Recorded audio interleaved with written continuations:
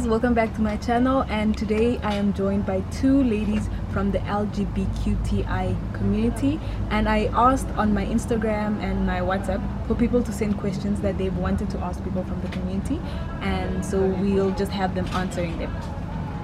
Okay, so the first question I can pose to Ndiilo, maybe you can just explain the acronym LGBTQTI plus and just what each letter actually means.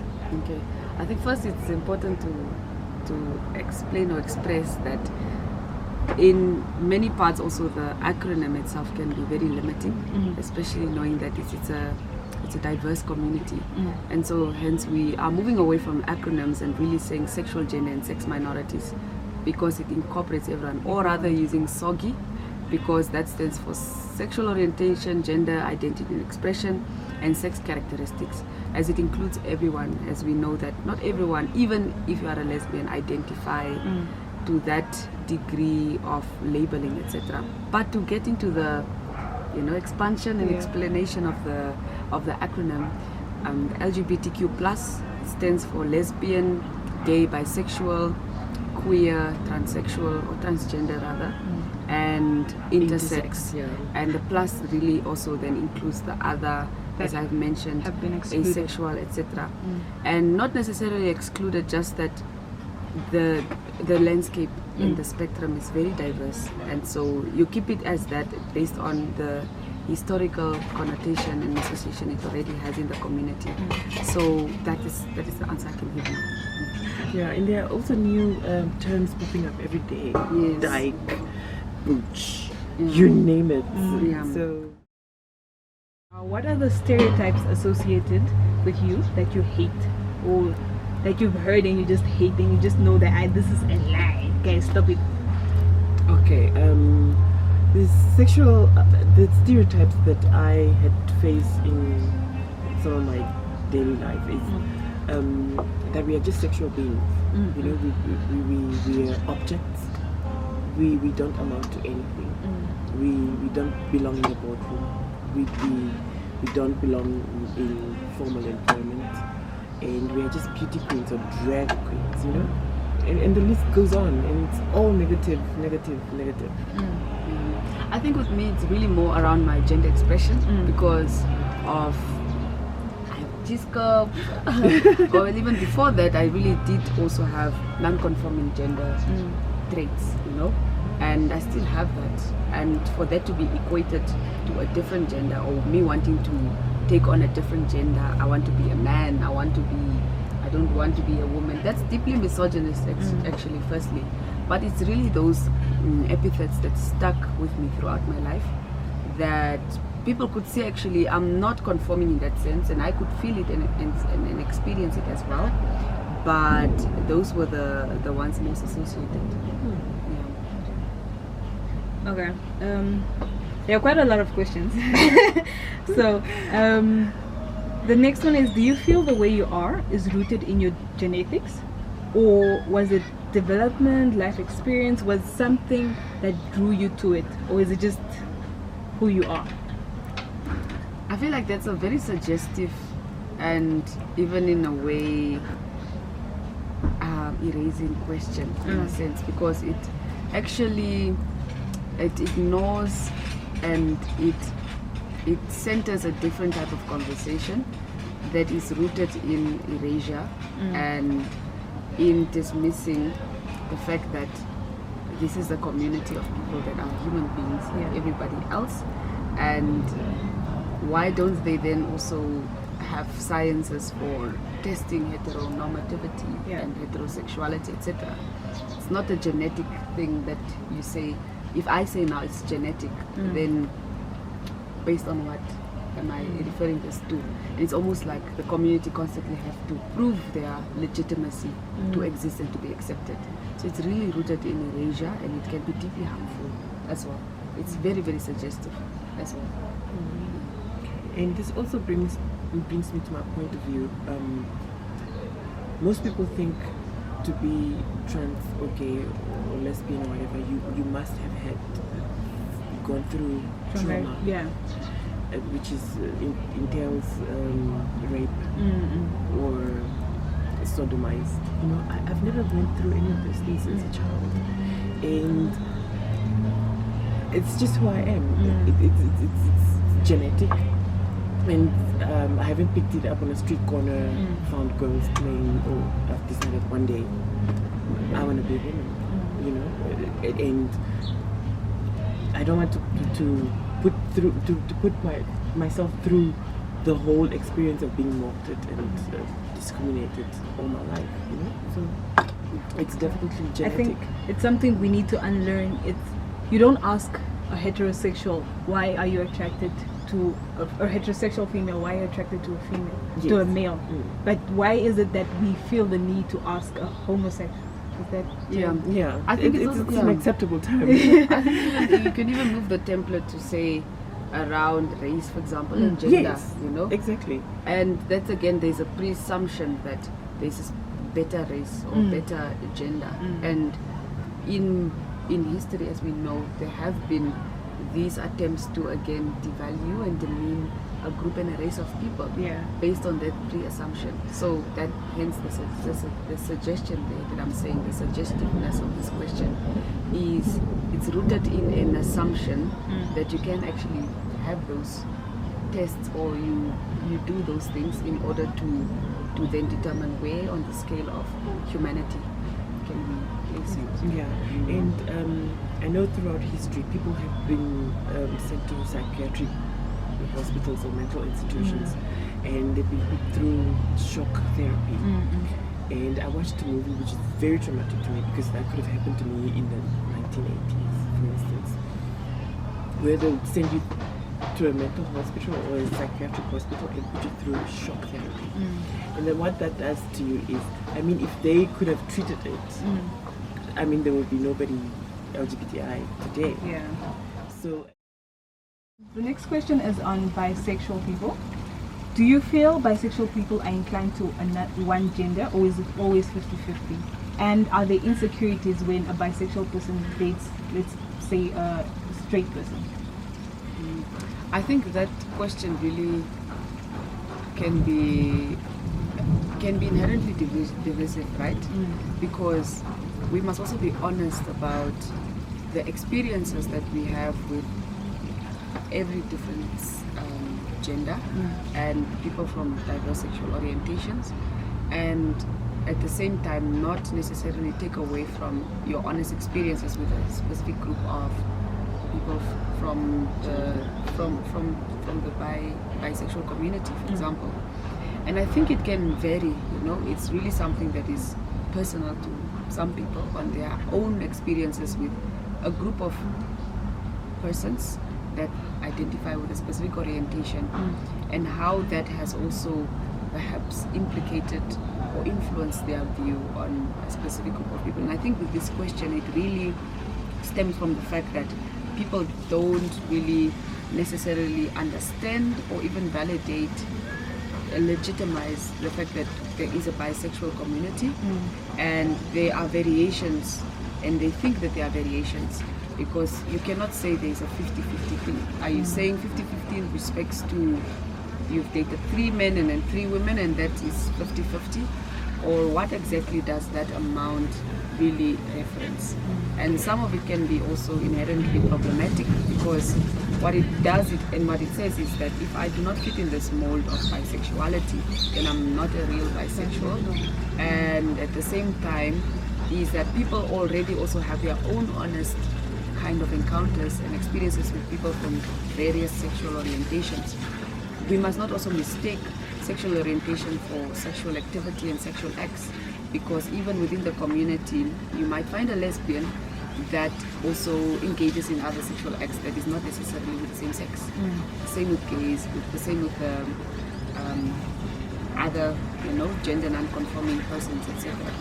So what it does is, when you put them in this mold, it really later on delegitimizes their own sexual experiences, the bisexual community, and then hence the stigma now surrounded already by it is exacerbated, because then you almost again come back to say that, but you're not bisexual because you've dated more guys than women. But then there's also honest discussions to say, if you have had experiences with someone that says they are bisexual, you have to gauge really how it is that they are within the community and exactly what for you is your marker of, okay, this has been an authentic experience from both sides. Just also putting into context that, for instance, I could be trans lesbian, where I would literally date another trans woman, Exactly. or vice versa. And we should always move away from boxing people, Yeah. you know, because if I was bisexual, I would date one gender, and then if I'm no longer interested in them or for any other reason, I would do away with that relationship and I'll move on to the next gender. And that's where the discussion also comes in that says, bisexual people are very promiscuous, and that all paints us with the same brush, that says all LGBTI people are very promiscuous because, of the term bisexual, which is not the case. Yeah, and at the same time, like someone who is bisexual or bisexual couple of opposite genders are still bisexual even if they do get married. It doesn't mean that if I married a man that I'm not bisexual anymore, or if I married a woman that I'm not bisexual anymore. And that's where the boxing comes in. I think people must really also for themselves unlearn this problematic stereotyping, because that is exactly why many people do not evolve even outside of their sexuality comfort, because of exactly those boxes. Okay. Does it suck to have your interests or achievements constantly associated with your gender or sexual preference? I think with women in general, and then just coming to the space of gender non-conforming, etc., there is that experience often, and that's, I think, in general, right? Because homophobia and misogyny they fuel each other, right? So whether it is an achievement based on whatever thing, it will always be rooted in misogynistic and homophobic attempts to discredit you, right? So I won't say it sucks, it's just that it's been normalized, and it's almost like there's no escape from this kind of stereotyping because of already the normalization of the attitudes and behaviors, especially when you are an overachiever or when you achieve things. I think especially in the community you do find a lot of overachievers because they need to prove themselves beyond that sexual expression or rather the gender expression that people believe to be non-conforming and not as socially acceptable in communities and society. So you find them, overachievers, and it's because they need to prove a point. And then that is often then also used to, again, to value, discredit, or not give them credit as well for the work that they contribute. So it's variations, it's very layered. Yeah, that also brings me to my point of view. I think the reason why that is happening is because we've been put our self-esteem, especially for the trans women. I'm talking on behalf of the trans women. I don't know if this is an issue with all the trans women. We don't want to study. We don't want to prove them wrong. That we can actually achieve a lot of things. Be it academically, professionally. I think it's because of the self-esteem issues that we have also, because we also have our social injustices, and like I said, our mental health as well also comes into play. Okay. The next question, I'll group them together. How often do peers and strangers online try to give you advice on how you can be turned straight? And how often is the Bible used as a tool to make you feel like you're unloved and that you're making a big mistake? The Bible, I always tell them, listen, God created white people, albinos, and then there are black people. So I also fit it somewhere in the equation. Lesbian, gay, straight, you name it. So I don't even entertain it. It's my, and I also say as well sometimes, it's my issue between me and my God. Salvation is an individual thing. True. For me, it's more just with my titles already. I'm a gender non-conforming, feminist and atheist lesbian. So already when we begin to disintegrate or to break down what that means is when I now claim gender non-conforming, when did it begin, right? And it began from that socialization, coming out of the socialization of that conventional roles of women and male or men within my household and also within society. And then me having to constantly dismantle those stereotypes in order for me to exist how I do and claim even that gender non-conforming. Feminism, I think everyone should become feminists. Everyone should be feminists from a young age. It's almost like I say that everyone should be meditating from a young age, because meditation really grounds you and it really just brings more confidence into your space and into your life. Now, with the atheism, is also coming back to this dismantling the religious structures that we have been raised under and understanding how oppressive they are across, not just within the community, and how they have and they continue to limit many millions and billions of people from really living their true, more reasonable sense of themselves, right?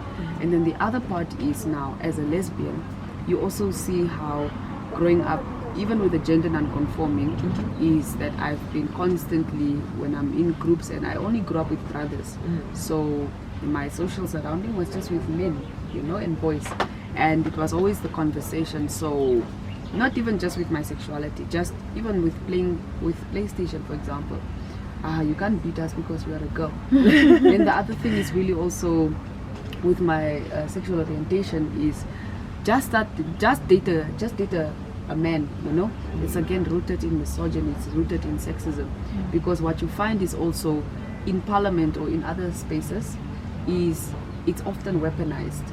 The sexuality is often weaponized, and then they say, no, you just need a man in your life in order for you to be able to table this motion in parliament, or to stop being so angry, or to stop being so this and that. So it's very much intersectional issues, and they all have really been much more visible and exacerbated at different periods in my life, and they still continue to be. So yeah, I think that's the long and short end of that. How do you feel about black men in the community who are still hiding their sexual orientation? And how do you feel about people outing them without their consent? I think it's very wrong, very, very wrong, because now you are a gay man, you are in hiding all your life, you get married, and then you later realize this is not what I want, or you've known all along, and then you leave a broken family behind. And I know I also grew up with a single parent, at some point in my life, and I know how difficult it is to have only one parent. And now that you're gay and whatnot, it's not right. I believe children should grow up with both their parents. And like for instance, I've had a few married men in my inbox, and I always give them the same answer. Yeah, I think it comes back to agency, right? Because it's almost like,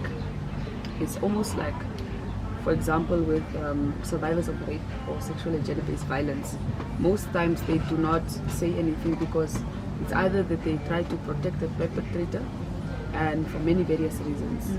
And when someone now decides to go against this person's agency to keep this to themselves, is that again you are removing this person's agency that was already kind of disregarded by these perpetrators of violence. So you are doing the same thing, it's just that it's not the same degree, but you are still doing it. It comes back to agency. So it's not that you need consent or permission, is that you need to understand that agency is so important. It's deeply entrenched in someone's way or an expression to just own things for themselves.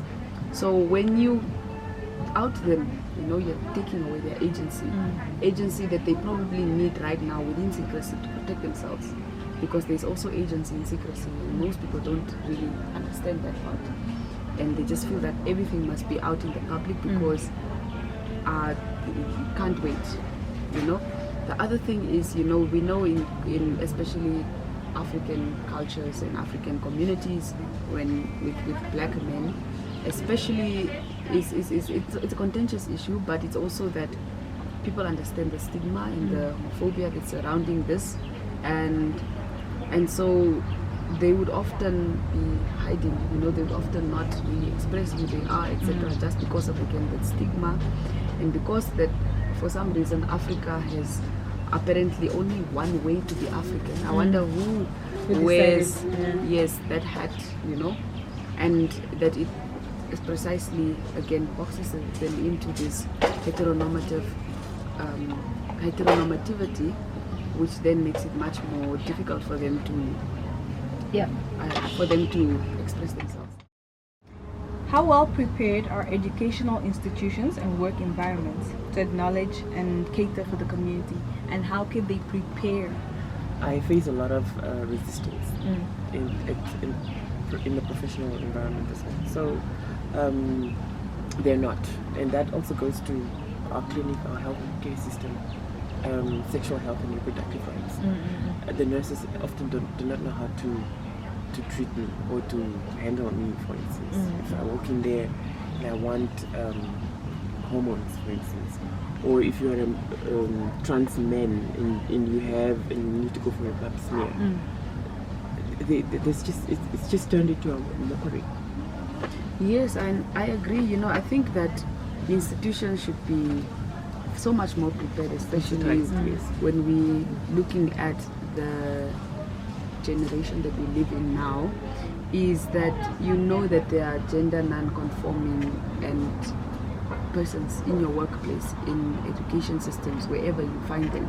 So what they should do then, the sensitization comes in with HR, for example. When you are posting for job interviews, you must make sure that you have some kind of a database on how many non-conforming persons are in your workplace or in school, in order to then understand later on or narrow down on the unique needs that they need based on their experiences and what they face. As she just mentioned, she faces a lot of resistance. And how then can that be addressed if they do not have a database or an idea on exactly the specific needs that she needs to be given in order then to alleviate those stresses. So it really has to be institutional. It's the same as, even as she mentioned, with healthcare. When you go there, the reading should not just say male, female, and then say gender, because it's not the same things. Sex and gender are not the same things. Rather say gender and then you say woman, men, transgender, non-conforming, or other.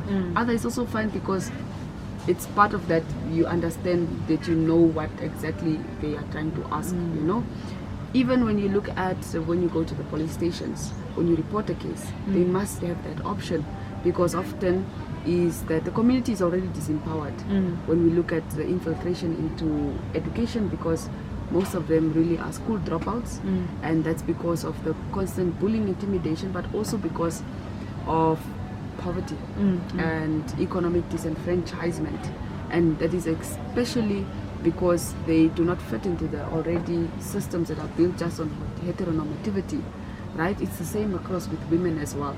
So, and before, even previously in history, women were not allowed into working spaces. So if there was an application, there would not be an option for female or for women. So then, now that we are in this new generation, they must expand it. And that is how you begin to institutionalize diversity, right? And through that, you now have a database, and that's where you now begin to say, this is what we have, and this is the way that we can make provisions to alleviate and improve living standards, etc. Also, I think AA action, affirmative actions are failing us at the employment level, because like Ndiilo is saying, there needs to be a database, but I don't think we have a database, do we? So it's beyond me. The last question: what are some of the common words people have adopted but are actually slurs and offensive words? I know the most common one is morphe, and I know that one is very offensive. What are some of the others? I know alphabet gang is also very offensive when they mention, or they're trying to speak about the community? There are some people who say the alphabet gang, or what are more that we should be aware of, that even though we say it and it doesn't seem offensive, it's actually very offensive? There are quite a lot, because what I want to say is, even now thinking of them or trying to think of them, is that it's not really registering right now. But what I do want to say is that most of these comments really are inherent in misogyny, and that's now layered with the phobias, across the community. In the community, you'd find that also they have begun to even claim these slurs for themselves in order to empower themselves, right? And the slurs are always there. They actually change a lot. They change based on your environment. They change whether you just ran into someone or you are speaking at a conference, and you never know which one really can throw you off, because they change all the time based on people's own perceptions and how they perceive this person that they've not encountered before, they've not been sensitized before about this person's lived experiences, their gender expression, etc. So, and in doing that, right, I come back to the law, right? Because we don't have a hate speech bill, or we don't have a hate speech law in the country that would now be informed by a number of criteria. The other time I said we need to criminalize misogyny, because once we do that, everyone is is actually responsible to begin to unlearn the language that completely disenfranchises, erases, and harms a group of people. So criminalizing misogyny is saying that once a man begins to speak about a woman a specific way on radio, in workplace, etc., there are consequences legally. And so even when we say it with misogyny, it's also rooted in homophobia. So once a man or woman or group of people begin to speak about this community in this specific way, then there are consequences. So maybe if we don't say criminalization of misogyny, in the hate speech bill, misogyny must be one of those ones included, because it is part of the language that is used to oppress and to, again, delegitimize a group of people. I would like to thank both of you so much for your time and for answering the questions so extensively. I'd like to thank everybody who sent a question. I hope the answers are not to your liking, but educative. And I hope that you will take what they have said and use it in your life. Make life better for people in the community. Until the next video, bye-bye. Bye.